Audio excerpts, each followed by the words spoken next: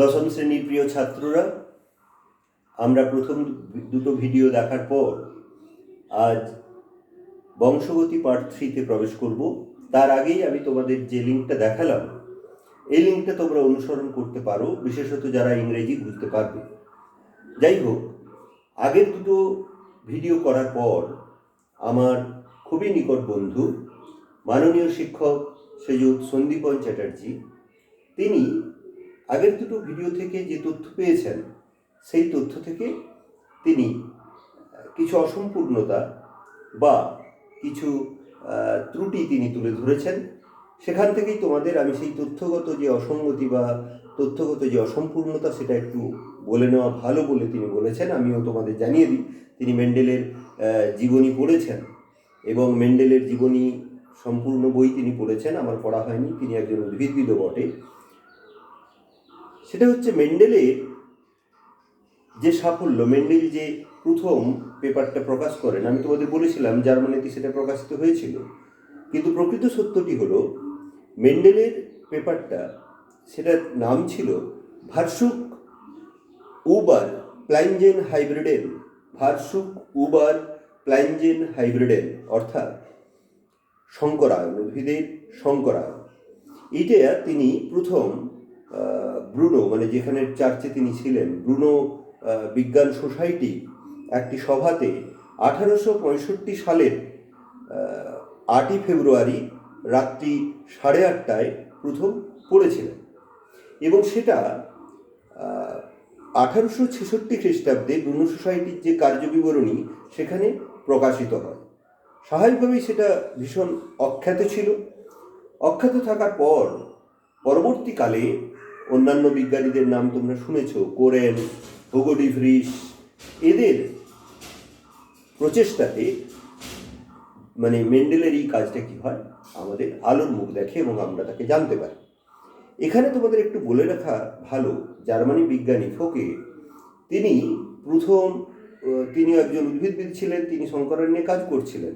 তিনি প্রকৃত অর্থে প্রথম মেন্ডেলের তিনি বার্লিন থেকে যখন যান, বার্লিন থেকে যখন তিনি ব্রুনো যান, ব্রুনোতে গিয়ে তিনি প্রথম মেন্ডেলের ওই কাজটা তিনি পর্যবেক্ষণ করেন এবং তার থেকে তার লেখাটা প্রথম কিন্তু আবিষ্কার করলেন হুগো ডি ভ্রিস। এবং 1900 সালে যখন হুগো ডি ভ্রিস এটা প্রকাশ করার পরে এবং অন্যান্য বিজ্ঞানীদের কাজ বললাম তোমাদের, কোরেন, সেরম্যাক, এদের সব কাজ নিয়ে মেন্ডেলের এই যে আবিষ্কার, তাকে নতুন করে প্রকাশ হয় এবং নিও মেন্ডেলিজম আমরা নিশ্চয়ই জেনেছি। যাই হোক, সেটাতে আমরা যাব পরে। আজকে আমি যেটা আলোচনা করব সেটা হচ্ছে মেন্ডেলের পরীক্ষা। মেন্ডেলের পরীক্ষা। মেন্ডেল মটর গাছ নিয়ে পরীক্ষা করেছিলেন। আগের ভিডিওতেই আমি তোমাদের আলোচনা করেছি মেন্ডেল কেন মটর গাছ বেঁচেছিলেন। আমি মেন্ডেলের পরীক্ষাতে যাওয়ার আগে একবার জেনে নেব কেন মেন্ডেল সফল হয়েছিলেন, বা সহজ কথায় বলি, মেন্ডেলের সাফল্য লাভের পিছনে কি কারণ ছিল। প্রায় আমি একটা কথা তোমাদের বলি যে মেন্ডেল ছিলেন অসম্ভব ভাগ্যবান, কারণ অনেকেই কাজ করেছেন, এমন সাফল্য কিন্তু পাননি। কেন মেন্ডেল এত ভাগ্যবান, তার প্রথম কারণ তোমাদের বলি। মেন্ডেল 34টা ভ্যারাইটি নিয়ে সপরাগযোগ করেছিলেন, তোমাদের বলেছি। সেখান থেকে তিনি বারবার সপরাগযোগ করানোর পরে 7টা বিশুদ্ধ ভ্যারাইটি তিনি পেয়েছিলেন এবং এই যে 7 জোড়া বিপরীতধর্মী বৈশিষ্ট্য তিনি পছন্দ করেছিলেন, তিনি অত্যন্ত ভাগ্যবান ছিলেন যে এই বৈশিষ্ট্যগুলো সব পৃথক পৃথক ক্রোমোজোমে ছিল। যদি একই ক্রোমোজোমে একাধিক যদি জিন থাকে, তখন সেটা কি হয়, লিঙ্কেজ অনুসরণ করে, আমরা নিশ্চয়ই জানবো পরবর্তীকালে। তো যদি লিঙ্কেজ হতো, মেন্ডেল কিন্তু এভাবে সাফল্য পেতেন না। তাহলে মেন্ডেলের প্রথম সাফল্যের কারণ হচ্ছে তার দ্বারা যে 7 জোড়া বিপরীতধর্মী বৈশিষ্ট্য চয়ন করা হয়েছিল, সেগুলো সব পৃথক পৃথক ক্রোমোজোমে ছিল। মেন্ডেল যে মটর গাছ নিয়ে কাজ করেছিলেন, আমরা আগেই জেনেছি, সেগুলো স্বপরাগযোগী ছিল। ফলে অতি দ্রুত তাদের কি করা যায় সম্ভব ছিল, তাদের বংশবিস্তার ঘটানো সম্ভব ছিল। এবং আবার ইমাসকুলেশন, আগের দিন আলোচনা করেছি মেন্ডেলের পরীক্ষার পদ্ধতি, ইমাসকুলেশন করে তাতে ইতর পরাগযোগ ঘটানো সম্ভব ছিল। মেন্ডেল একসঙ্গে অনেক বৈশিষ্ট্য নিয়ে তিনি পছন্দ করেননি, 1 জোড়া বা 2 জোড়া বৈশিষ্ট্য নিয়ে তিনি পরীক্ষা করেছিলেন। তাহলে কাজ করতে গিয়ে তিনি যে ফলাফল, তার বিশ্লেষণে সুবিধা হয়েছিল। মেন্ডেলের আরেকটি সাফল্যের কারণ হচ্ছে এই যে বিপরীতধর্মী বৈশিষ্ট্যগুলো ছিল মোটর গাছে, সেগুলো ছিল অত্যন্ত সুস্পষ্ট। সেগুলো থেকে তিনি খুব সহজেই কি করতে পেরেছিলেন না, বৈশিষ্ট্যগুলো পৃথক করতে পেরেছিলেন।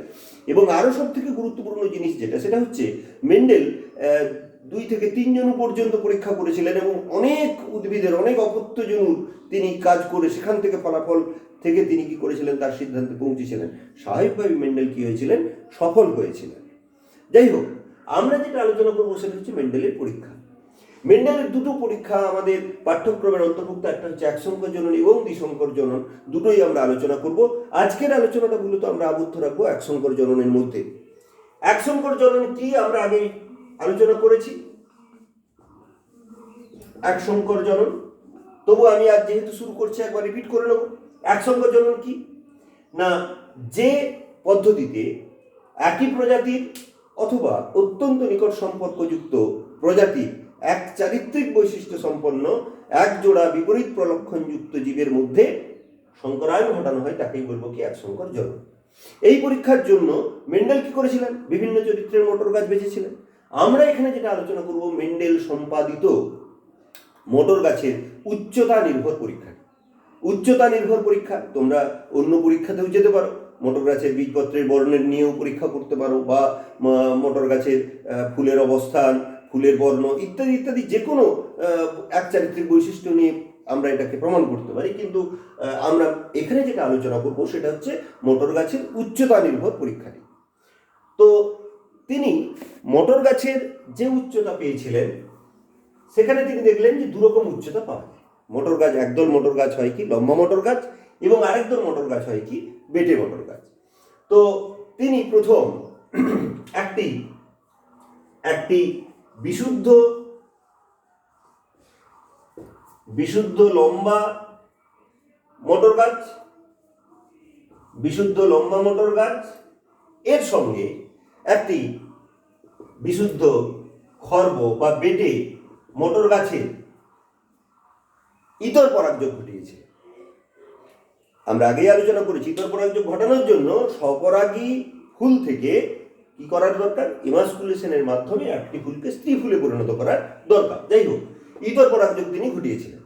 তাহলে প্রথম কাজ তিনি কি করেছিলেন, একটি বিশুদ্ধ লম্বা মোটর গাছের সঙ্গে একটি বিশুদ্ধ খর্ব মোটর গাছের ইতর পরাগযোগ ঘটিয়েছেন। এই ইতর পরাগযোগ ঘটানোর পরে তার থেকে যে বীজগুলো হলো, সেই বীজগুলো থেকে তিনি আবার কি করলেন, মোটর গাছ উৎপন্ন করলেন। এবং অবাকভাবে দেখলেন যে অপত্য যারা উৎপন্ন হলো সবাই কি হলো, লম্বা মোটর গাছ হলো। এরপর তিনি করলেন কি, ওই লম্বা মোটর গাছগুলিকে নিয়ে তাদের মধ্যে আবার কি করলেন, স্বপরাগযোগ ঘটালেন। স্বপরাগযোগ ঘটানোর পরে সেই যে স্বপরাগযোগ যখন ঘটালেন, অর্থাৎ প্রথম অপত্যজনী যেটা পেয়েছিলেন তাদের মধ্যে কি করলেন, স্বপরাগযোগ ঘটালেন। স্বপরাগযোগ ঘটানোর পরে তার থেকে যে বীজ উৎপন্ন হলো, সেই বীজগুলোকে দিয়ে তিনি আবার কি করলেন, চারা তৈরি করলেন। এবং চারা তৈরি করে তিনি দেখলেন, অবাক ব্যাপার, যে চারাগুলো তৈরি হয়েছে তার মধ্যে 75% গাছ হবে লম্বা এবং 25% গাছ হবে খর্ব। তো এই যে 75% গাছ সম্পূর্ণ লম্বা এবং 25% গাছ কি হবে, খর্ব। 75% আর 25% অর্থাৎ এদের 3 ভাগ গাছ হবে লম্বা এবং 1 ভাগ গাছ হবে কি, খর্ব। এদের যখন প্রকৃত জিনোটাইপ বিশ্লেষণ করা হলো, সেখানে দেখা হলো কি না, এই যে 75% যে গাছ বা 3 ভাগ যে গাছ আর এখানে যে 1 ভাগ গাছ খর্ব, 3 ভাগ গাছ লম্বার মধ্যে 1 ভাগ গাছ বিশুদ্ধ লম্বা, 2 ভাগ গাছ সংকর লম্বা এবং বাকি 1 ভাগ গাছ হচ্ছে বিশুদ্ধ খর্ব। অর্থাৎ যদি আমরা এই যে জনুটা, এটা হচ্ছে দ্বিতীয় অপত্যজনুতে যদি যাই, তাহলে দেখব যে উদ্ভিদগুলো উৎপন্ন হবে সেই উদ্ভিদগুলোর মধ্যে ফিনোটাইপ অনুপাত হবে 3:1, ফিনোটাইপ অনুপাত হবে 3:1 এবং জিনোটাইপ অনুপাত হবে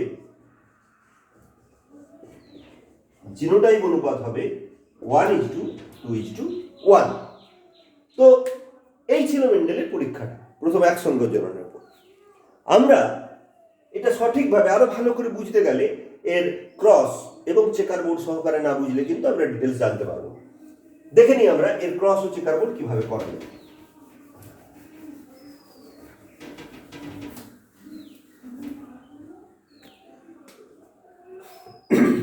প্রথমে মেন্ডেল ধরেছিলেন কি মেন্ডেলিয়ান ফ্যাক্টর। আমি তোমাদের বলেছি আগে যে তিনি জিন জানতেন না, তিনি সেগুলোকে একটা ফ্যাক্টর এবং তাকে সিম্বল দিয়েছিলেন বা একটা চিহ্ন দিয়েছিলেন। কিরকম না, তিনি বিশুদ্ধ লম্বা বৈশিষ্ট্যের জন্য দায়ী অ্যালিল ধরেছিলেন বড় হাতের টি, এবং বিশুদ্ধ খর্ব বৈশিষ্ট্যের জন্য দায়ী অ্যালিল ধরেছিলেন ছোট হাতের টি। তাহলে স্বাভাবিকভাবেই বিশুদ্ধ লম্বা এর জিনোটাইপ হবে বিশুদ্ধ, আগের দিন শিখিয়েছি। অর্থাৎ এই যে অ্যালিলটা এটা একই রকম ভাবে এক জোড়া থাকবে, তাহলে জিনোটাইপ কি হবে? বড় টি। আবার বিশুদ্ধ খর্ব এর জিনোটাইপ কি হবে? ছোট টি। তাহলে শঙ্কর মানে কি? সেখানে বলেছি একটা প্রকট আর একটা হচ্ছে প্রচ্ছন্ন, দুটো মিলিয়ে কি করবে? প্রকট বৈশিষ্ট্য প্রকাশিত হবে। তাহলে এখানে শঙ্কর লম্বা এর জিনোটাইপটা হবে কি? বড় টি ছোট টি। তাহলে এটা ঘটতে পারে। এবার মেন্ডেল কি করেছিলেন সেটা দেখো। প্রথমেই বলেছি মেন্ডেল প্রথম একটি বিশুদ্ধ লম্বা মোটর গাছের সঙ্গে বিশুদ্ধ খর্ব মোটর গাছের ইতর পরাগযোগ ঘটিয়েছিলেন। তো সেটা দেখানোর জন্য, ক্রস দেখানোর জন্য আমাদের কতগুলো নিয়ম অনুসরণ করতে হবে। প্রথমেই বলি, প্রথমে লিখতে হয় লিঙ্গ। লিঙ্গ দু রকম ধরতে হবে, একটিকে পুরুষ ফুল বা পুরুষ, আর একটিকে হচ্ছে স্ত্রী। পুরুষকে চিহ্নিতকরণ করা হয় এইভাবে, শূন্য দিয়ে ওপরে তীর চিহ্ন এইভাবে, আর স্ত্রীকে চিহ্নিত করা হয় শূন্য দিয়ে নিচে যোগ চিহ্ন। এখন তোমাদের মাথায় প্রশ্ন আসবে যে এরকম চিহ্ন কেন, যে এরকম শূন্য দিয়ে উপরে তীর চিহ্ন, শূন্য দিয়ে নিচে এই যুক্ত চিহ্ন দিলে কেন স্ত্রী বোঝায়? তোমাদের বলে রাখি যে জ্যোতিষশাস্ত্র বা অ্যাস্ট্রোলজিতে কি হয় না, প্রথম এগুলো ব্যবহার করা হতো গ্রহ বোঝানোর জন্য। তোমাদের বলে রাখি, যদি এরকম শূন্য দিয়ে নিচে তোমার হচ্ছে প্লাস হয়, এটাকে বোঝায় ভেনাস বা যেটাকে বলছি আমরা কিনা ভেনাস একটা গ্রহ। আর এই শূন্য দিয়ে উপরে যদি তীর চিহ্ন দেখায় সেটা হচ্ছে তোমার গিয়ে কিনা মার্স, অর্থাৎ যথাক্রমে আমরা বলবো শুক্র গ্রহ আর মঙ্গল গ্রহ।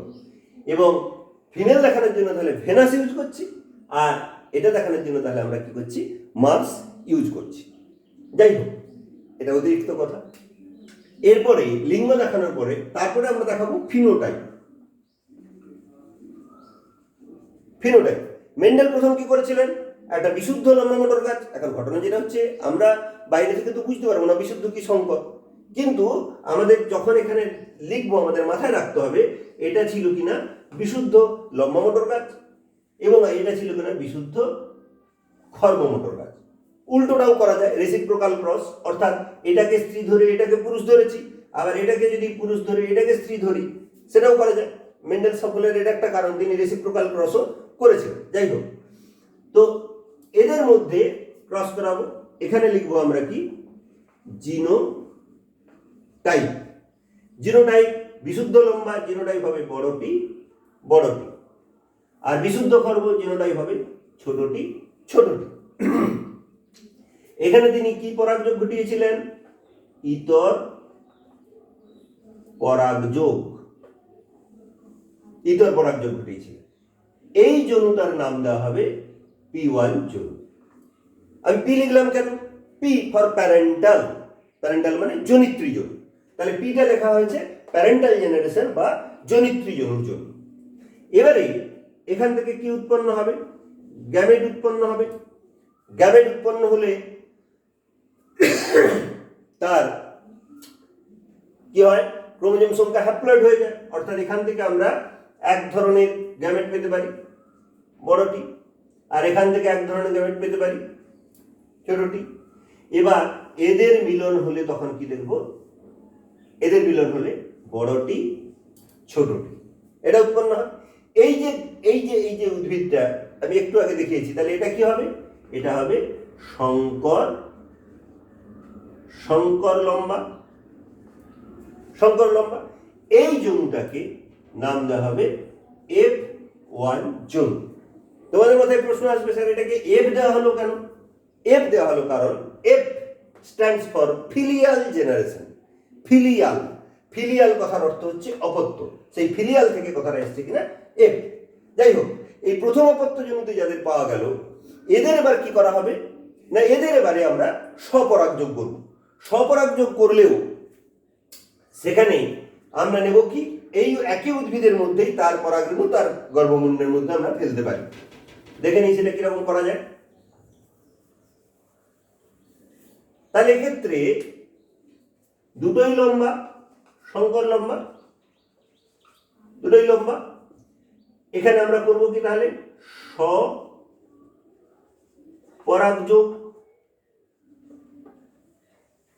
স্বপরাগযোগ করব। তাহলে এখানে লম্বা বৈশিষ্ট্যের জিনোটাইপ কি হবে? বড়টি ছোটটি। এখানেও হবে বড়টি ছোটটি। এবার গ্যামেট দেখো, এখানে দুটো ভিন্ন ধর্মী অ্যালিল রয়েছে, তাহলে দু ধরনের গ্যামেট আমরা এখানে পাবো, একটা বড়টি একটা ছোটটি। এখানেও দু ধরনের গ্যামেট পাবো, একটা বড়টি একটা ছোটটি। এবার আমরা চেকার বোর্ড করব। চেকার বোর্ড বিজ্ঞানী পানেট একটা ছকের মধ্যে এগুলো ব্যাখ্যা করেছিলেন, তাই এটাকে পানেট স্কোয়ারও বলা হয়। চেকার বোর্ড দেখো কেমন করতে হয়।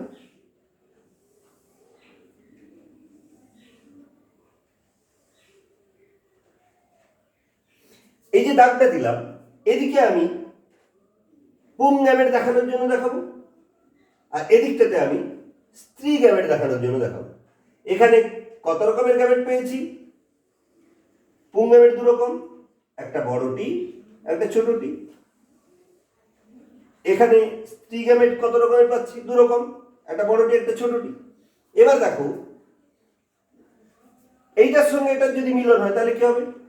বড়টি বড়টি। এটার সঙ্গে যদি এটার মিলন হয় তাহলে কি হবে?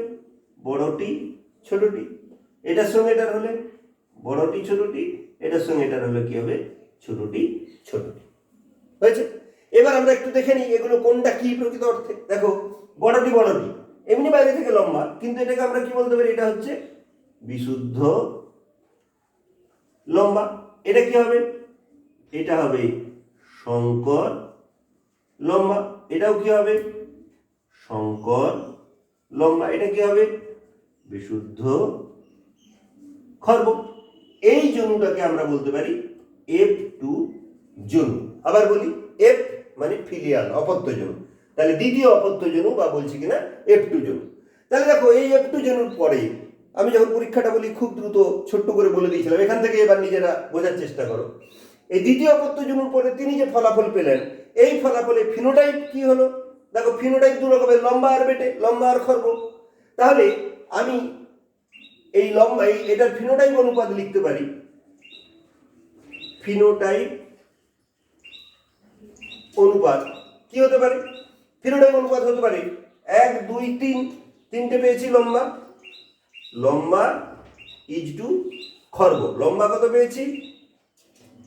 লম্বা পেয়েছি 3 ভাগ, খর্ব পেয়েছি 1 ভাগ। এইটা হচ্ছে তার ফিনোটাইপিক অনুপাত। অন্যদিকে দেখো, জিনোটাইপ অনুপাত।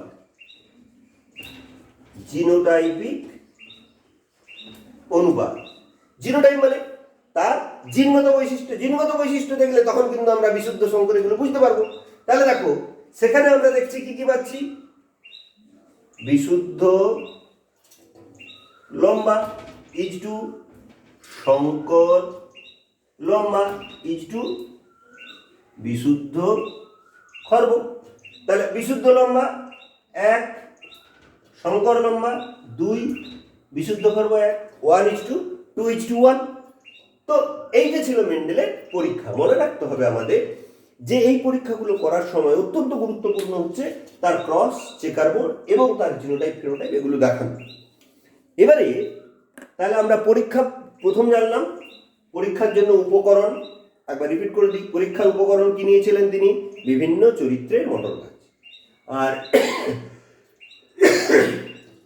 তারপরে আমরা ব্যাখ্যা করব পরীক্ষার পদ্ধতি পর্যবেক্ষণ। আমরা অবশ্যই উল্লেখ করব পরীক্ষাটা আমরা এখানে মেন্ডেল সম্পাদিত মোটর গাছের উচ্চতা নির্ভর পরীক্ষা ব্যাখ্যা করছি, যে পরীক্ষার পদ্ধতি পর্যবেক্ষণ লিখব। এবং তারপরে আমরা কি করব, ক্রস এবং চেকার বোর্ড, ক্রস এবং চেকার বোর্ড দিলাম। এবারে এই পরীক্ষা থেকে, এই এক সংকর জনন পরীক্ষা থেকে মেন্ডেল কি সিদ্ধান্তে পৌঁছেছিলেন সেটা আমরা জেনে নেব।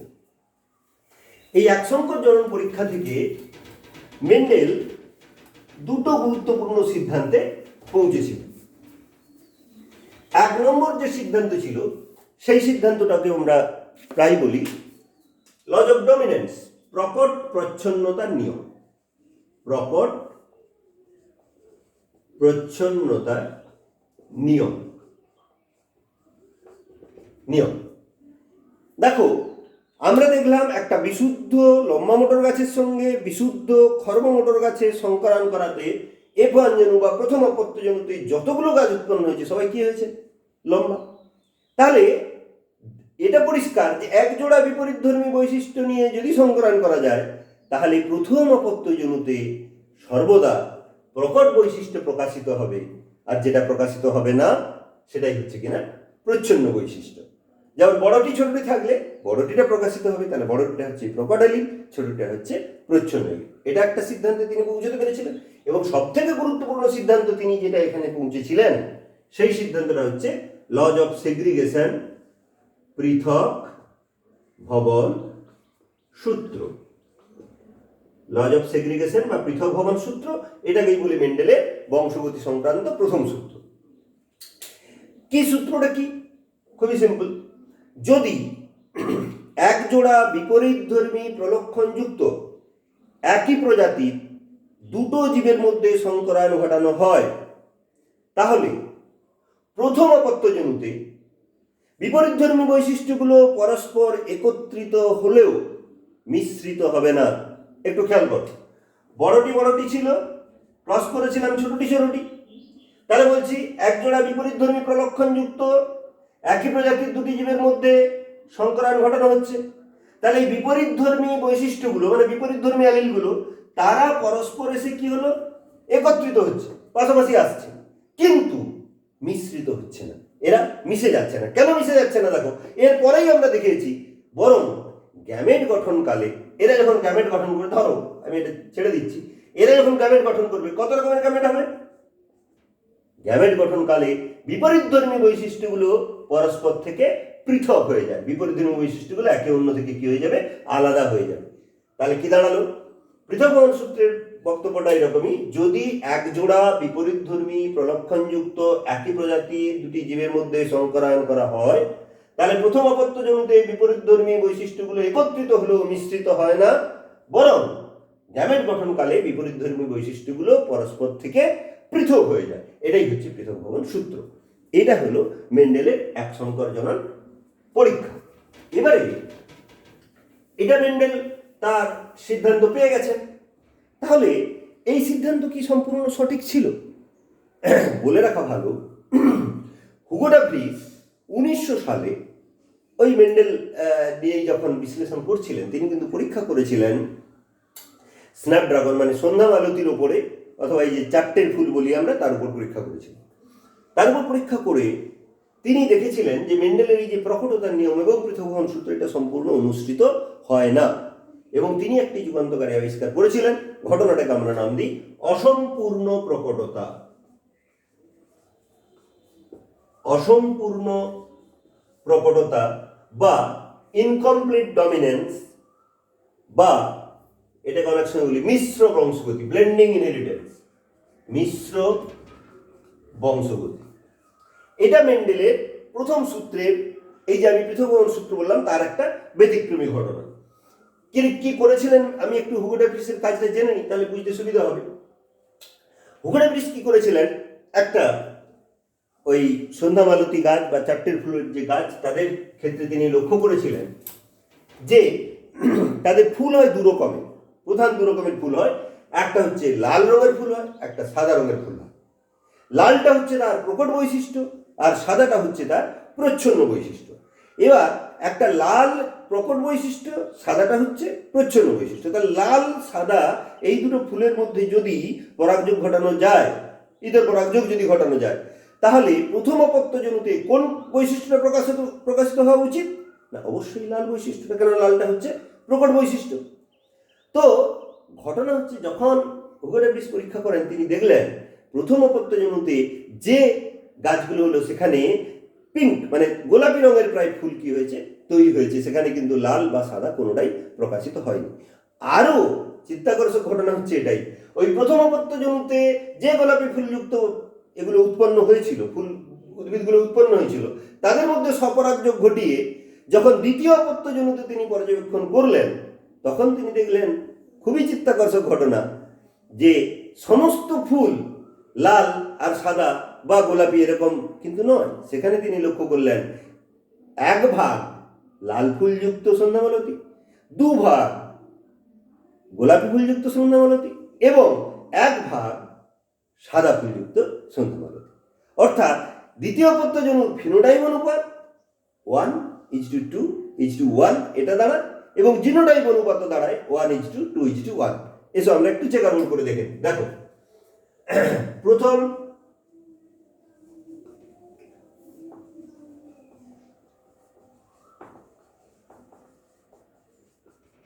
ফিনোটাইপ, তাহলে লাল ফুলযুক্ত সন্ধ্যামালতীর সঙ্গে সাদা ফুলযুক্ত সন্ধ্যামালতীর ক্রস করানো হচ্ছে। এর জিনোটাইপ ধরে নিই লালের যে অ্যালিলটি দেয় সেটা হচ্ছে আর। তাহলে জিনোটাইপ আমরা লিখতে পারি ক্যাপিটাল আর, প্রকট বলে বড় হাতে লিখেছি। আর এর জিনোটাইপ ধরতে পারি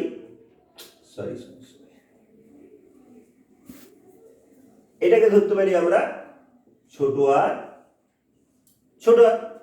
এবারে এখানে গ্যামেট কি উৎপন্ন হবে? গ্যামেট এখান থেকে পাবো আমরা ক্যাপিটাল আর, এখান থেকে পাবো কি স্মল আর। তাহলে এদের মিলন হলে কি পাবো?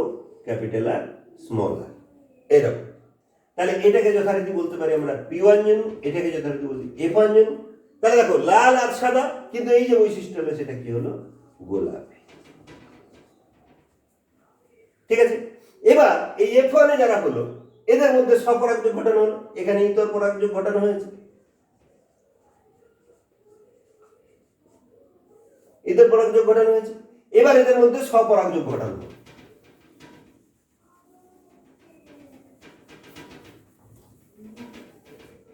তাহলে স্বপরাগযোগের ক্ষেত্রে কি না হলো? গোলাপি ফুলযুক্ত সন্ধ্যামালতী, এটাও গোলাপি ফুলযুক্ত সন্ধ্যামালতী। তাহলে এখানে জিনোটাইপ কি হবে? ক্যাপিটাল আর স্মল আর। এটাও কি হবে? Capital R small R. তাহলে এখানে গ্যামেট দু রকমের পাবো, ক্যাপিটাল আর স্মল আর, এখানেও কি পাবো? ক্যাপিটাল আর স্মল আর। এবার যথারীতি আগের মতো ইচ্ছে কার্বন একটা করে নিই।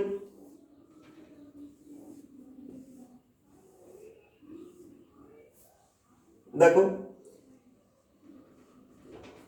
Capital R small R, capital R small R. তাহলে এখানে কি পাবো? Capital R capital R, capital R small R, capital R small R, small R small R. ঘটনা হলো এইটার বৈশিষ্ট্য কি হবে? ক্যাপিটাল আর এসছে মানে এর ফুল কিন্তু হবে লাল, ক্যাপিটাল আর স্মল আর এসছে মানে এর ফুল কিন্তু কি হবে? গোলাপি। এটাও কি হবে? গোলাপি। এটা কি হবে? না, সাদা।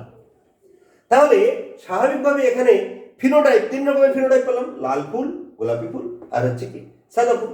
তাহলে এখানে ফিনোটাইপ এটা একটু জন্য, তাহলে এখানে ফিনোটাইপ কি পেলাম? ফিনোটাইপ অনুপাত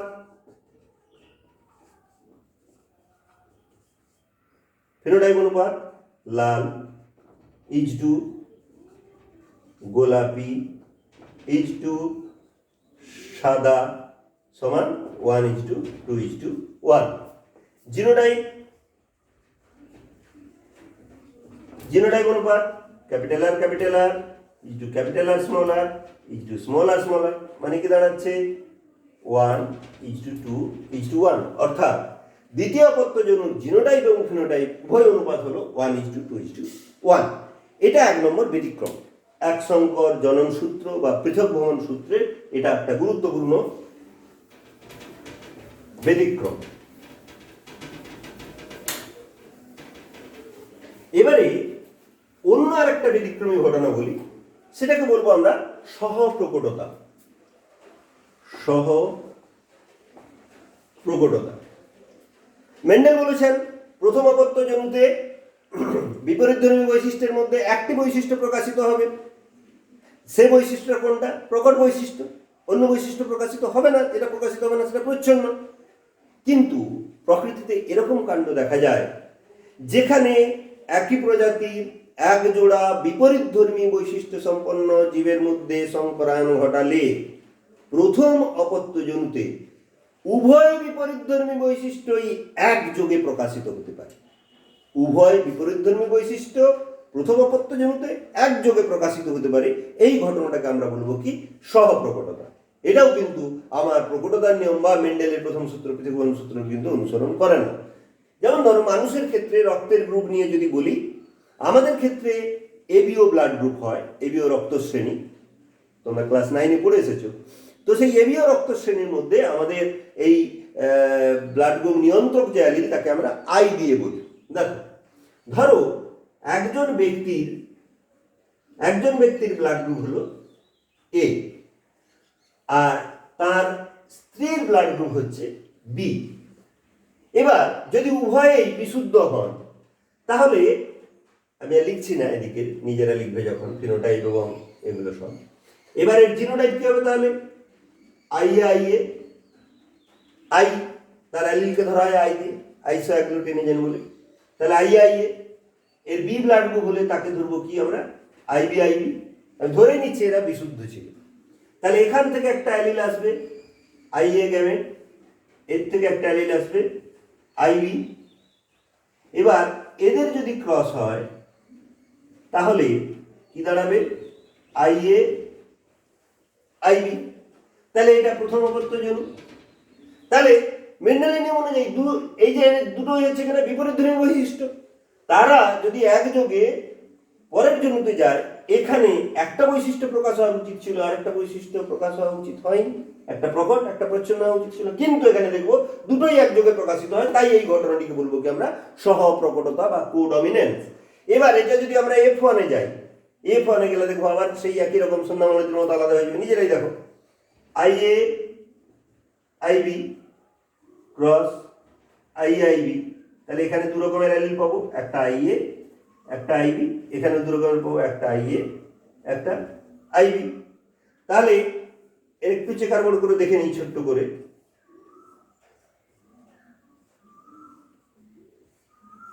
দেখো, আইএ আইবি, এটাও কি হচ্ছে?